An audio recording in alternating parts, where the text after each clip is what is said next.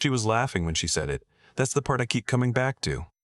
I was on my knees under the third bay, elbow deep in a drainage issue on a '98 Ford F-250 that smelled like motor oil and old regret, when I heard heels clicking across the concrete floor of my shop. Not the kind of heels you see at a gas station, the kind that cost more than my truck payment. "Excuse me, are you the owner?" I slid out from under the chassis and looked up. She was standing there in a charcoal blazer, silk blouse, dark hair pulled back tight. Late 30s, maybe 40, the kind of woman who didn't wait for things. "That's me," I said. I stood up and grabbed the rag off the hood. "Ray's Auto and Diesel, what can I do for you?"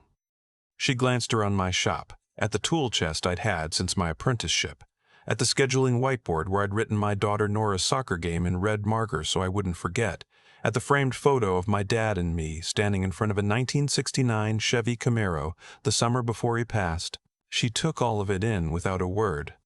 Then she said, "My catering kitchen equipment is broken. The main commercial range, a Viking 60-inch dual fuel, 6 burners plus griddle, it powers the entire back-of-house line for my events. My usual service technician is in the hospital, and I have a gala for 400 guests in 8 days." I told her I appreciated her situation, but I wasn't an appliance tech. She tilted her head. "I was told you fix things. Engines, compressors, generators, is that not true?"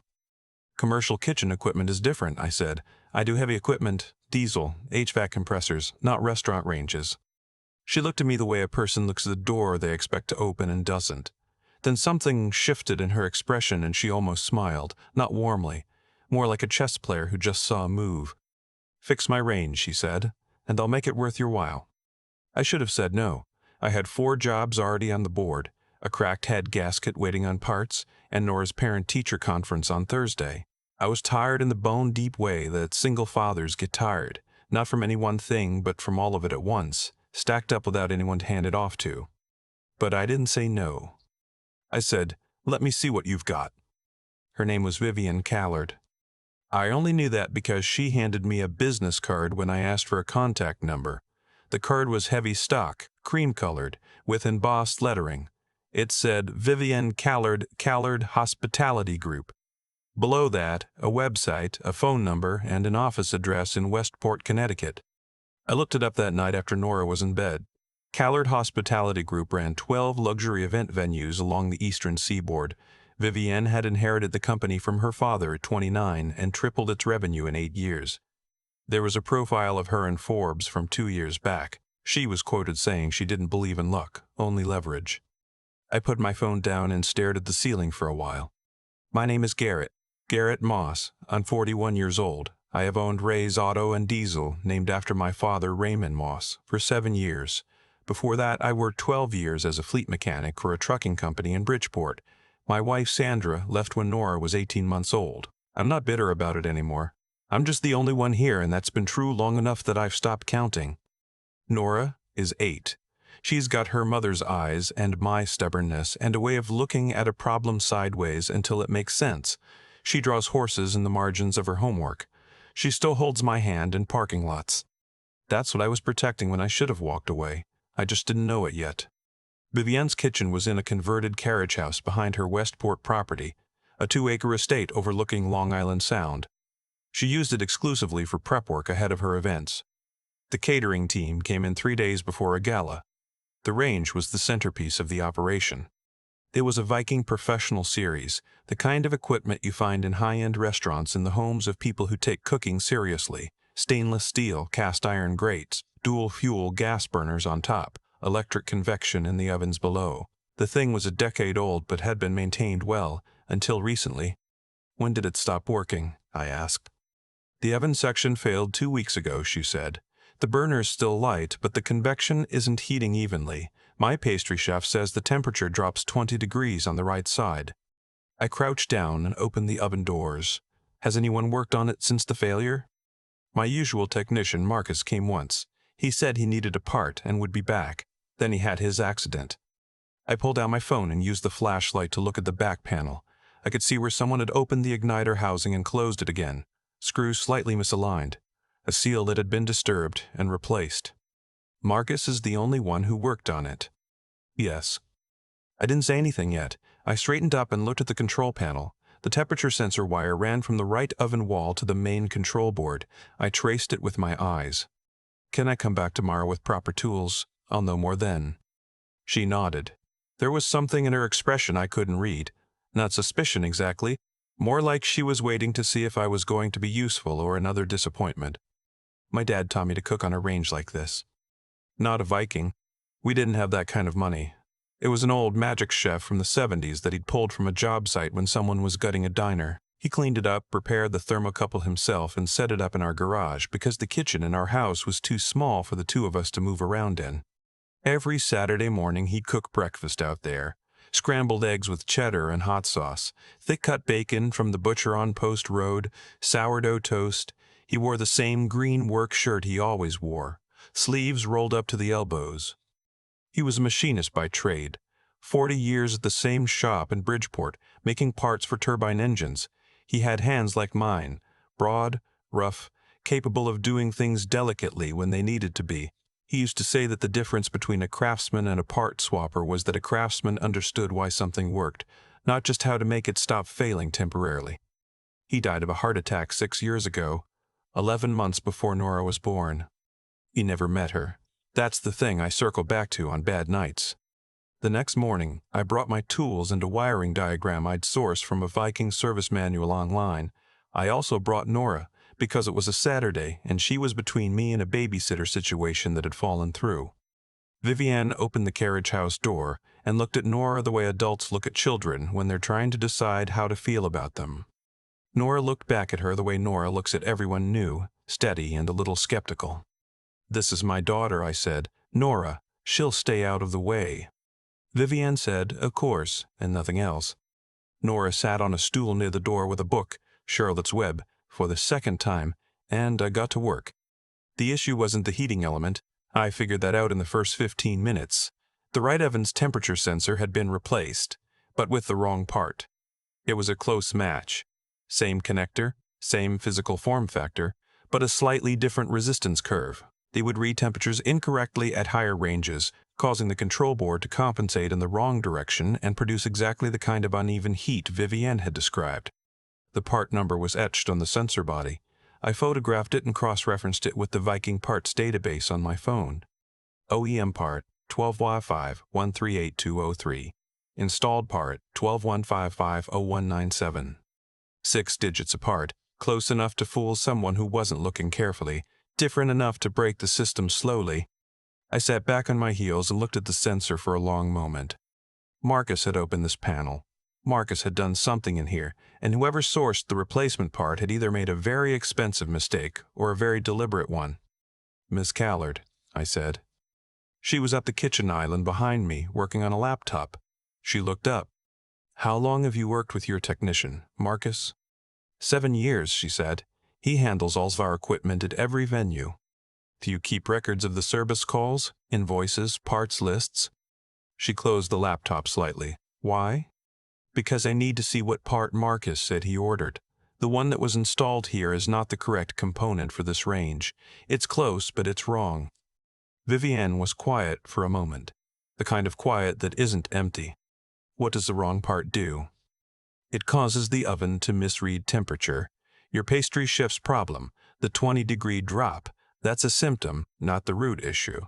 The root issue is that someone put the wrong sensor in." "Could it be a mistake?" I turned the sensor over in my hand and looked at the connector housing.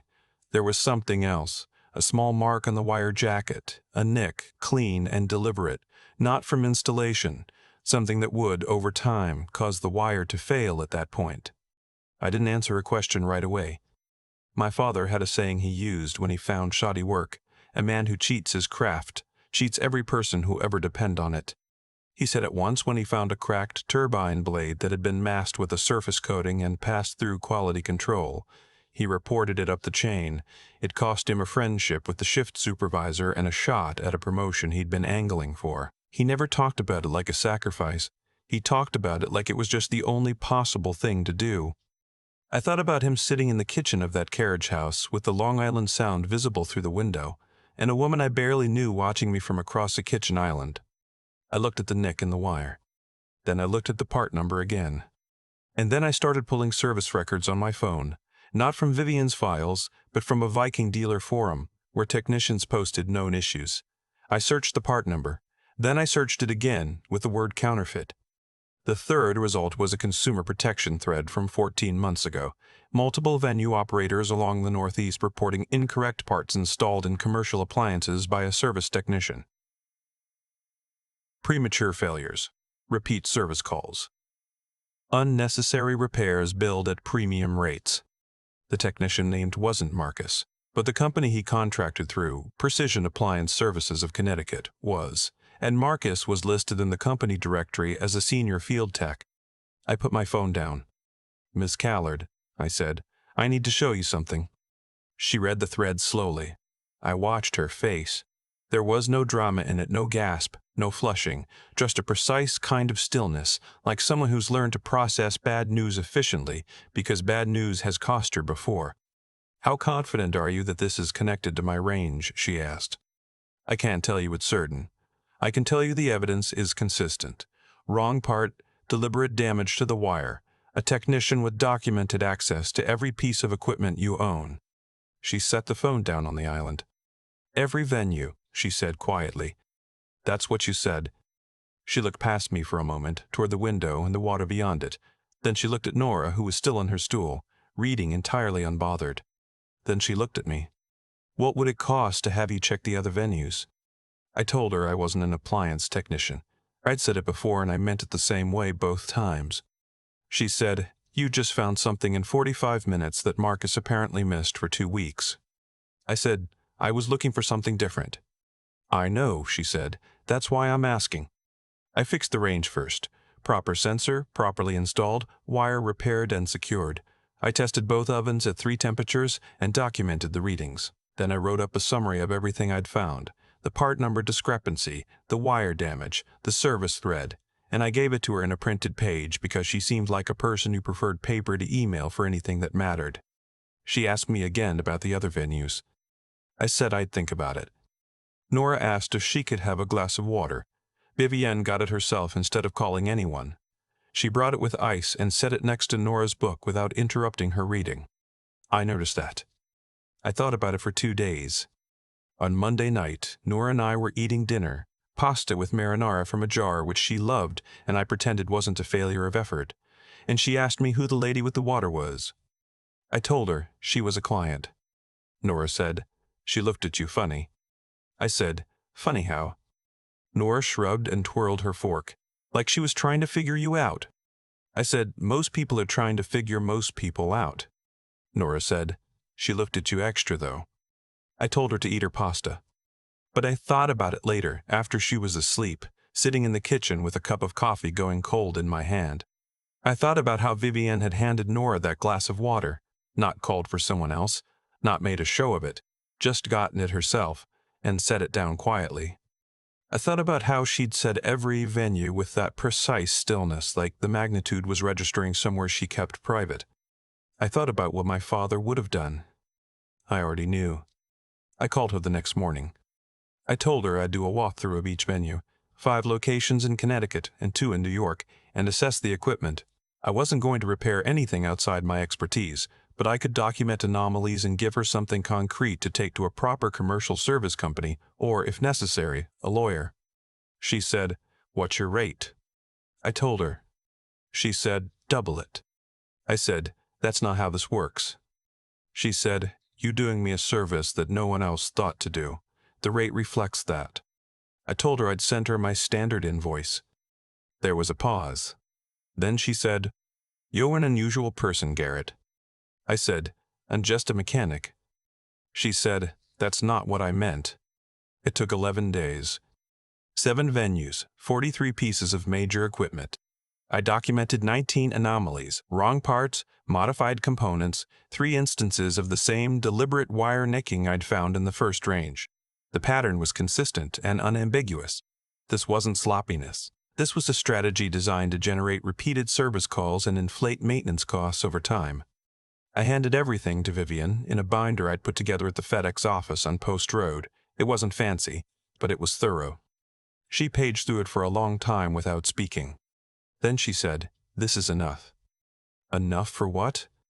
Enough for the state attorney general's office. Enough for a civil suit. Enough to flag this to every venue operator in the Northeast who may have used Precision Appliance. I nodded. She closed the binder. You didn't have to do this. No, I said, I didn't. Why did you? I looked at the binder in her hands. I thought about my father at 41. The same age I was now, filing a report about a cracked turbine blade that nobody wanted to hear about. I thought about him standing at that old magic chef in the garage on Saturday mornings, making breakfast for the two of us. My dad used to say that a man who cheats his craft cheats every person who'll ever depend on it, I said. Marcus's work was in those ovens every time your pastry team cooked. Every event, every client, every guest who trusted that the food was right.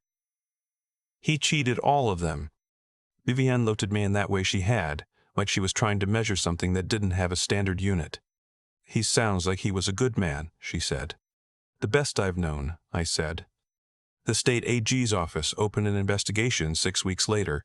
Precision Appliance Services was issued a cease and desist and eventually faced both civil liability and licensing revocation proceedings. Marcus cooperated with investigators and implicated 2 others within the company who had directed the scheme. I read about it in the Hartford Courant one Thursday morning while Nora ate cereal across from me. She asked what I was reading. I said, something that worked out. She said, like what? I said, a thing that was broken got fixed. She thought about that. By you? Partly, I said. By a few people. She nodded like that was satisfying and went back to her cereal.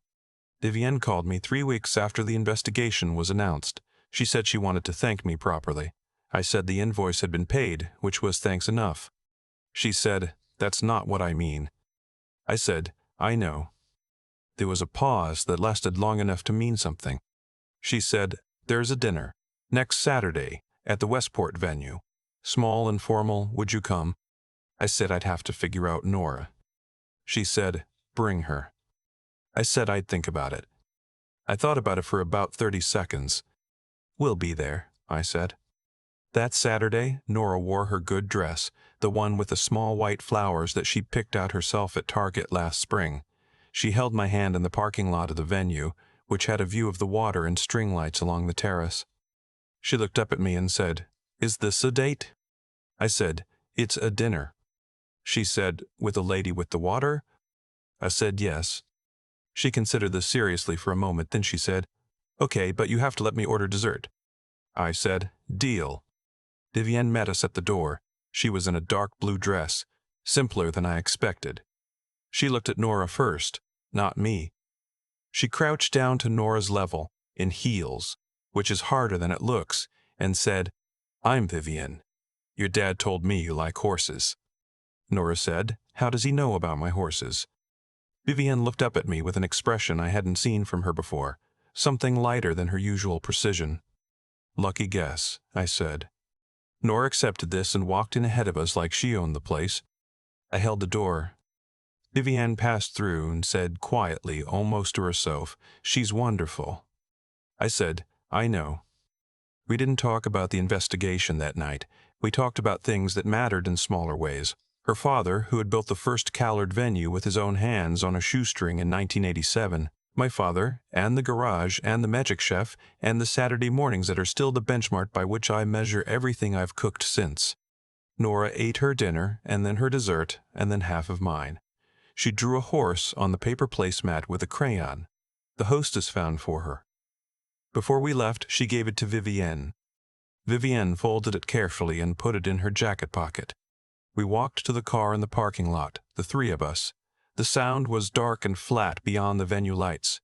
Nora was between us, holding my hand. At the car, she looked up at Vivienne and said, with the directness that is her most exhausting and most magnificent quality, are you going to be our friend? Vivienne looked at her. Then she looked at me. I didn't say anything. I just waited, the way my father taught me to wait when a thing needs to answer itself. Vivienne knelt down in the parking lot gravel, dark blue dress and heels and all, and looked Nora straight in the eye. I'm going to try very hard to be, she said. Nora nodded. Okay, she said, you can call me on the house phone. Dad will give you the number. I laughed. I hadn't laughed like that in a while. Vivienne stood up. The string lights from the terrace caught her face, and for a moment she looked like someone who had just put something heavy down. Later that night, after Nora was asleep, I stood in the kitchen with the light over the stove on, the only light I leave on when the house is quiet. I thought about my father in the garage on Saturday mornings. I thought about the magic chef and the way he'd wipe his hands on a dish towel and say, "All right, let's see what we've got." I pulled out my phone and found the photo I kept there. Him and me, 1994, standing in front of that '69 Camaro in the summer heat, both of us squinting into the sun. I looked at it for a while. Then I turned off the kitchen light and went to bed. I still think about the moment I found that wire. Not the part number, not the forum thread, not the binder I handed Vivienne in the parking lot of a FedEx office on the Tuesday afternoon. I think about the moment I was crouched on that carriage house floor, flashlight in my hand, and I saw the nick in the wire jacket. Clean, deliberate, the kind of mark that doesn't happen by accident, and I had a choice about what to do next. Nobody was watching me make that choice. Nora was on her stool reading about a spider and a pig. Vivienne was behind me on her laptop. I could have straightened up, fixed the sensor, written a clean invoice, and gone home. Nobody would have known what I left behind in that wall. That's the part I keep coming back to, not the outcome, the moment before it. My father used to say that character is what you do when the result doesn't change either way, when you could walk past the thing and nobody would fault you for it, when doing the right thing costs you something. Time, comfort, the easier road, and there's no reward waiting on the other end. That's the only real test of who you are. Everything else is just performance. I am not a man of extraordinary circumstances. I fix engines. I pack school lunches. I show up. That has been the whole of my life for 8 years, and most days I don't think of it as anything other than what it is, a Tuesday, then a Wednesday, then another one after that. But the thing I've learned, slowly and without ceremony, is that showing up compounds. It builds something you can't see while you're building it. What I found in Vivienne's kitchen wasn't luck. It was the result of 41 years of being taught to look carefully, to ask why before assuming, to care about the work even when the work doesn't care back. My father put that in me at a workbench in a cold garage in Bridgeport when I was 9 years old, and it sat there quietly until the moment I needed it. That's how integrity works. It doesn't announce itself. It just shows up when the wire is nicked and you're the only one in the room who knows it. I think about Nora watching all of this from her stool. She's 8. She doesn't know what she's absorbing. But children absorb everything. The way you handle a problem you didn't ask for. The way you speak to people who have more than you. The way you respond when the easy answer and the right answer aren't the same thing. She is watching me figure out who I am, and that is the most clarifying fact of my entire life. She handed Vivienne a drawing of a horse before we left that first Saturday. No calculation in it. Just an instinct toward generosity. I don't know where she got that. Maybe she built it herself. Maybe she's been watching me longer than I realized. The investigation concluded. The company faced consequences. Vivienne called it justice. I called it the natural result of things working the way they're supposed to when someone doesn't look away. What I know is this.